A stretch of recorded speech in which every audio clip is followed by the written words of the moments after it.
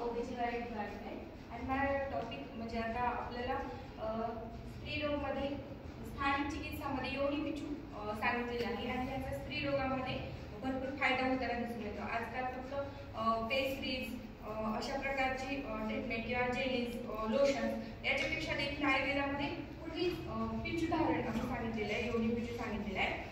तर त्याच्यामध्ये ही स्थानिक चिकित्सा की आयुर्वेदामध्ये खूप पूर्वापार चालत आलेली आहे आणि ही कशासोबत म्हणजे आता एखादा व्याधी असेल तर त्याच्यासोबत जे इंटरनल मेडिकेशन चालू असतं त्याच्यासोबत ही स्थानिक चिकित्सा आपण करणार आहोत। तर आता हा जे आहे पिचू पिचू म्हणजे काय तर तो एक स्वॅब आहे, एक कागदाचा तुकडा आहे आणि आता हा ज्यावेळी योनीमध्ये धारण केला जातो तेव्हा त्याला योनी पिचू असं म्हणतात म्हणजे व्हाजायनल स्वॅब। आणि हा जो असतो हा अशा प्रकारे मध्ये आपल्याला इन्सर्ट करायचा आहे, हा शक्यतो डॉक्टरांकडून म्हणजे वैद्याकडून इन्सर्ट करायचा आहे।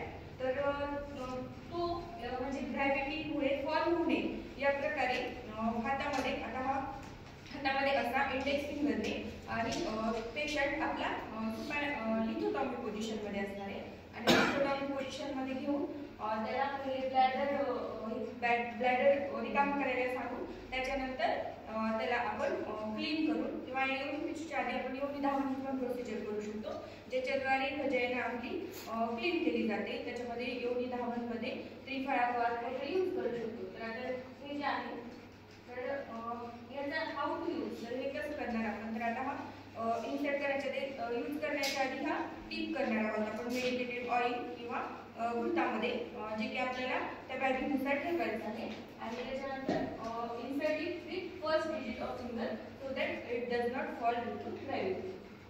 त्याचे इंडिकेशन आपण हा योनी पिचू कुठे कुठे यूज करू शकतो तर first degree second degree uterine prolapse आहे किंवा सिस्टोसिल आहे ज्याच्यामध्ये युरिनरी ब्लॅडर जी असते ती खाली येते फॉल येते ड्यू टू ग्रॅव्हिटी रेक्टोसिल। त्याचप्रमाणे पोस्ट मेनोपॉजल व्हाजाइनल ड्रायनेस मध्ये ऑइल जे आहे ते मेडिकेशन आपल्याला यूज होणार आहे डिस्पॅरिटिया आणि रिकरंट अबॉर्शन। तर आता हे मी तुम्हाला प्रिपेअर कसं करायचं ते देखील सांगणार आहे।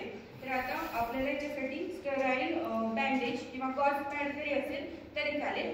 तर त्याला व्यवस्थित ग्लोव्ज हातामध्ये पहिल्यांदा घालायचे। आता मी हे तुम्हाला डेमॉन्स्ट्रेट करते म्हणून ग्लोव्ज शक्यतो यूज करत नाही। ते स्टराईल जे आपले ग्लोव्ज आहेत ते हातामध्ये घालून त्याच्यानंतर हा एवढा शक्यतो आकाराचा एवढ्या आणि त्याच्या प्रमाणेच आपल्याला हे जे आहे ज्याच्यामध्ये हा स्वॅबमध्ये कॉटन यूज करणार आहे याचे देखील म्हणजे तीन हे आहे तो इलॉंगेटेड ओव्हल शेप किंवा सर्क्युलर अशा टाईपचा असू शकतो आणि शक्यतो आपण सर्क्युलर यूज करतो योनी पिचू ठेवताना आणि तो याच्यामध्ये गुंडाळून त्याच्या कॉटनला गुंडाळून त्याच्यामध्ये गाठ मारायची अशा प्रकारे हा योनी पिचू तयार होते।